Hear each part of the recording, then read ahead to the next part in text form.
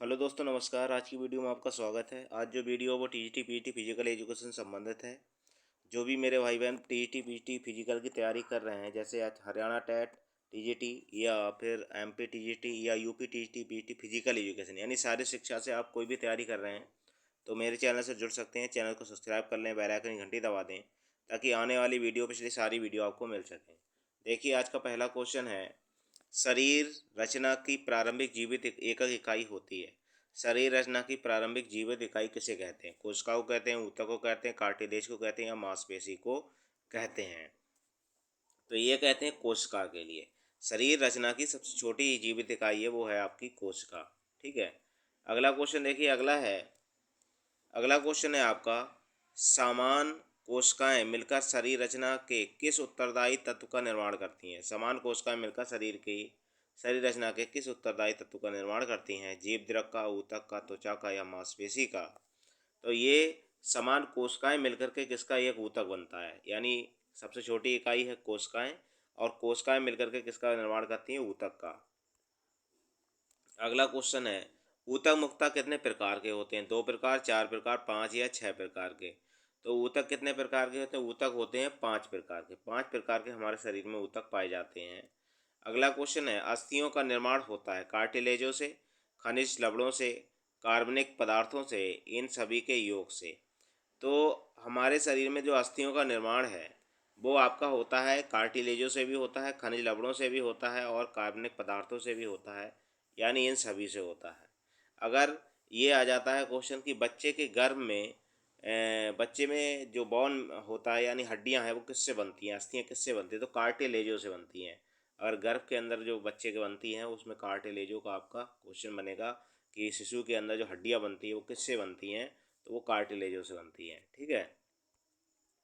अगला क्वेश्चन देखिए, अगला है, अस्थियों में मुख्यतः उपस्थित रहता है कैल्शियम और फास्फेट, कैल्शियम फास्फेट और कैल्शियम कार्बोनेट, कैल्शियम फास्फेट और यूरिक सल्फेट, इनमें से कोई नहीं। तो अस्थियों में मुख्यतः क्या चीज़ रहता है ये पूछा जा रहा है। तो अस्थियों में मुख्यतः जो होता है कैल्शियम फास्फेट और कैल्शियम कार्बोनेट जो है ये मिश्रण होता है, इसी से आपकी हड्डियाँ बनती हैं। अगला क्वेश्चन देख लीजिए, अगला है, हमारे शरीर में कुल कितनी अस्थियां हैं? 204, 206, 208 या 210? हमारे शरीर में कुल कितनी अस्थियां हैं? हमारे शरीर में जो शरीर के अंदर है वो है आपके 206 अस्थियां। अगला क्वेश्चन देख लीजिए, हमारे खोपड़ी में कुल कितनी अस्थियां हैं? खोपड़ी की बात हो रही, 22, 20, 14 या 8? हमारे खोपड़ी के अंदर अस्थियों की संख्या पूछी जा रही है। तो इसमें जो होगा क्वेश्चन वो होगा आपका 22 अस्थियाँ। कितनी होती हैं? 22। लेकिन अगर 29 का आपका कॉलम मिल जाए तो आप 29 लगाना पड़ेंगे, क्योंकि इसमें कान की जो अस्थियाँ हैं वो मिली हुई नहीं है। अगला क्वेश्चन देखिए, अगला है, हमारे मस्तिष्क में कुल कितनी अस्थियाँ होती हैं? 14, 16, 11 या 8? मस्तिष्क की बात हो रही है। ठीक है। और यहीं पर अचल संधि भी होती है हमारी। तो कितनी होती है मस्तिष्क के अंदर? आपकी 8 अस्थियाँ होती हैं। कितनी होती हैं? 8 अस्थियाँ। अगला क्वेश्चन देखिए, अगला है, मानव रीढ़ की हड्डी में कितनी कशेरुकाएँ होती हैं? 26 होती हैं या 28 होती हैं, 33 होती हैं या 36 होती हैं? तो मानव रीढ़ में कितनी कशेरुकाएँ होती हैं? तो 9 की बात है, 9 में होती हैं 33। मानव की बात होगी तो मानव में 33 होती हैं। अगला क्वेश्चन देखिए, अगला है, शरीर के ऊर्ध्वाधर भाग बाहु आदि कितनी अस्थियां होती हैं? मतलब दोनों दोनों हाथों की बात हो, दोनों बाजुओं की बात हो रही है। कितनी अस्थियां होती हैं? तो 62, 64, 66 या 72? तो दोनों बाहों में जो हड्डियों की संख्या होती है, दोनों बाजुओं से मतलब दोनों हाथों की बात हो रही है इसमें, तो वो होती है मिलकर के 64 बनती है दोनों में। अगला क्वेश्चन देखिए, अगला है, शरीर के आधा भाग यानी जांग आदि में कितनी अस्थियां होती हैं? यानी दोनों जांघों की बात हो रही है, अब निचले शरीर की बात हो रही है। कितनी होती है इसमें? 62 होती हैं, 64, 66 या 74? तो 11 का होगा आपका पहला, यानी 62 होती हैं अस्थियां। अगला क्वेश्चन देखिए, हमारे शरीर में कितने जोड़ी पसलियां होती हैं? 12, 10, 14 या फिर 8? तो 12 आपके शरीर में जो होती हैं वो होती हैं आपकी कितनी? 12 जोड़ी पसलियां होती हैं, यानी 24 पसलियां होती हैं। अगला क्वेश्चन है, अस्थि संधि में कौन सा तरल पदार्थ होता है? तो साइनोवियल फ्लूइड्स होता है, साइनोवियल थर्मल्स होता है या फाइनाइल फ्लूइड्स होता है या फाइनाइल थर्मल होता है। तो अस्थियों में कौन सा तरल पदार्थ होता है जो अस्थियों के अंदर होता है, उसकी बात हो रही है। तो इसके अंदर होता है साइनोवियल फ्लूइड्स। क्या होता है? साइनोवियल फ्लूइड्स होता है तरल पदार्थ जो हमारा घर्षण में काम करता है। ठीक है। अगला क्वेश्चन देखिए, निम्नलिखित में से कौन सी संधि चल संधि नहीं है? कलाई की संधि, कपाल संधि, या गेंद और गदा संधि, या कोहनी की संधि। तो चल संधि नहीं है बात हो रही है। तो कलाई की संधि यानी कलाई भी हमारी चल जाती है, गेंद और गदा संधि भी चलती है और कोहनी भी हमारी चलती है, लेकिन कपाल जो होता है यानी मस्तिष्क में, ये हमारी अचल संधि का उदाहरण है।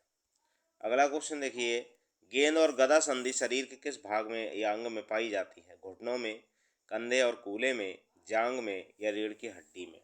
तो ये आपके कंधे में और कूल्हे में, इन दो जगह पे गेंद और गदा हड्डी हड्डी हड्डी जो है वो पाई जाती है। अगला क्वेश्चन देख लीजिए, निम्नलिखित में से कौन सी चूड़दार चल संधि है? चूड़दार भी है और चल संधि भी है। ठीक है। पक्षे संधि है, कंधे की संधि है, कलाई की संधि है, या घुटने की संधि है। चूड़दार की बात हो रही है। तो 16 का होगा डी, यानी घुटने की जो संधि होती है वो चूड़दार और चल संधि है। अगला क्वेश्चन देखिए, पहली और दूसरी रीढ़ कशेरुका का एटलस और एक्सिस के बीच जोड़ को क्या कहते हैं? अचल संधि कहते हैं, फिसलने वाली संधि कहते हैं, कीलदार संधि कहते हैं, इनमें से कोई नहीं। तो 17 का होगा सी, इसे कीलदार संधि के नाम से भी जानते हैं। अगला है आपका, मानव शरीर के कुल भार में मांसपेशियों का भार कितना होता है? 30%, 40%, 45%, या 65%। मानव शरीर के कुल भार में मांसपेशियों का भार कितना होता है? तो मांसपेशियों का जो भार होता है वो होता है आपका 45%। अगला क्वेश्चन देखिए, अगला है, मानव शरीर में लगभग कितनी मांसपेशियां होती हैं? मानव शरीर में मांसपेशियों की संख्या पूछी जा रही है। 516, 500, 603, या 600, 206। तो मानव शरीर में 639 मांसपेशियां होती हैं। कितनी होती हैं? 639 कुल मांसपेशियां पाई जाती हैं। अगला क्वेश्चन देखिए, अगला है, निम्नलिखित में से कौन सी मांसपेशियां ऐच्छिक हैं? फेफड़े, हृदय, आंत, या हाथ। तो अनैच्छिक और ऐच्छिक दो प्रकार की पेशियां होती हैं। इसमें देखिए अनैच्छिक की बात होगी तो अनैच्छिक आपका हृदय अनैच्छिक में आ जाएगा, आपके फेफड़े अनैच्छिक में आ जाएगी, आपके आंतों का काम जो है ये अनैच्छिक, यानी हमारे इच्छा के ऊपर ये काम नहीं करेंगे, अपने आप काम करते हैं। लेकिन जो हाथ होगा वो हमारे इच्छा पर काम करता है, यानी आपकी जो मांसपेशी ऐच्छिक पूछी गई थी तो इसमें हाथ होगा आंसर। अगला क्वेश्चन देखिए, निम्नलिखित में से अनैच्छिक मांसपेशी कौन सी है? हाथ, पैर, जीभ, या हृदय। निम्नलिखित में से अनैच्छिक मांसपेशी कौन सी है? हाथ, पैर, जीभ, या हृदय। निम्नलिखित में से अनैच्छिक मांसपेशी कौन सी है? तो हाथ, पैर, जीभ, या हृदय। तो अनैच्छिक की बात हो रही है, तो अनैच्छिक में हमारी कौन सी होगी? अनैच्छिक मांसपेशी कौन सी है? अनैच्छिक तो कौन सी होगी इसमें? अनैच्छिक में जो होगी वो होगी आपकी हृदय, क्योंकि ये हमारा हृदय जो धड़कता है वो हमारी इच्छा के अनुसार नहीं धड़कता। अगला क्वेश्चन देखिए, 22वां, शरीर रूपी इंजन में कौन सा अंग पंप का कार्य करता है? हृदय, यकृत, या अग्नाशय, या फेफड़े। तो ये करता है आपका हृदय। अगला क्वेश्चन देखिए, अगला है, रुधिर शोधन का कार्य किस अंग द्वारा किया जाता है? यकृत, वृक्क, धमनियां, या हृदय। तो 23 का आपका आंसर कौन सा होगा? 23 का होगा आपका डी, यानी हृदय कार्य करता है।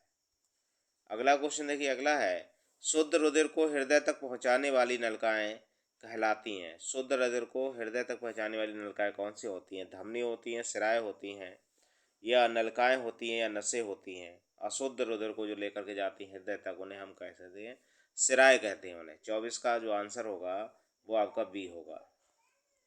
अगला क्वेश्चन देखिए, 25वां, हृदय से शुद्ध रुधिर को लाने वाली नलिकाएं कौन सी होती हैं? धमनी होती हैं, सिराएं, ललिकाएं, या फुफ्फुस। तो ये होती हैं आपकी धमनी, यानी शुद्ध रुधिर ले जाने का काम धमनियां करती हैं, अशुद्ध रुधिर का काम आपकी सिराएं करती हैं। ठीक है। अगला क्वेश्चन देखिए, अगला है, रक्त में अनुपानता कितना पानी होता है? 10%, 40, 60, या 90%। तो रक्त में अनुमानता जो पानी होता है वो होता है 90%। 90% पानी होता है रक्त के अंदर। अगला क्वेश्चन देखिए, सामान्यतः स्त्रियों के हृदय का भार कितना होता है? 250 ग्राम, 220 ग्राम, 300 ग्राम, या 325 ग्राम। तो ये होता है आपका 250 ग्राम होता है।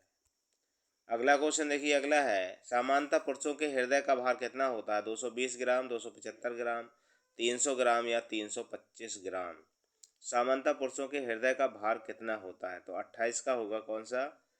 28 में होगा आपका सी, कितना होता है? 300 ग्राम होता है।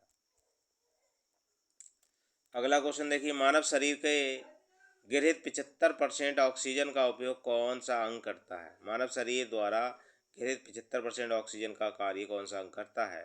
फेफड़े, हृदय, यकृत या वृक्क? तो फेफड़े काम करते हैं। फेफड़े में ही ऑक्सीजन आपका ली जाती है, वृक्क को मतलब ब्लड के लिए दी जाती है। ठीक है, तो 75% जो ऑक्सीजन लेता है वो आपके फेफड़े लेते हैं। 29 का जो आंसर होगा वो होगा आपका कौन सा? ए होगा। ठीक है, अगला क्वेश्चन देखिए, अगला है, मनुष्य का हृदय 1 मिनट में कितने बार स्पंदन करता है? 16 बार, 20 बार या 37 बार या 72 बार? मनुष्य का हृदय 1 मिनट में कितनी बार धड़कता है, ये पूछा जा रहा है। तो 30 का होगा डी आंसर, यानी 72 बार धड़कता है। ठीक है, तो ये 30 क्वेश्चन थे जो कि टीजीटी पीजीटी फिजिकल एजुकेशन से संबंधित थे। अगर आप टीजीटी पीजीटी की और तैयारी करना चाहते हैं तो मेरे चैनल को क्या करें, सब्सक्राइब कर लें, बेल आइकन घंटी दबा दें, और जिससे कि आने वाली वीडियो, पिछली सारी वीडियो आपको मिल सकें। धन्यवाद।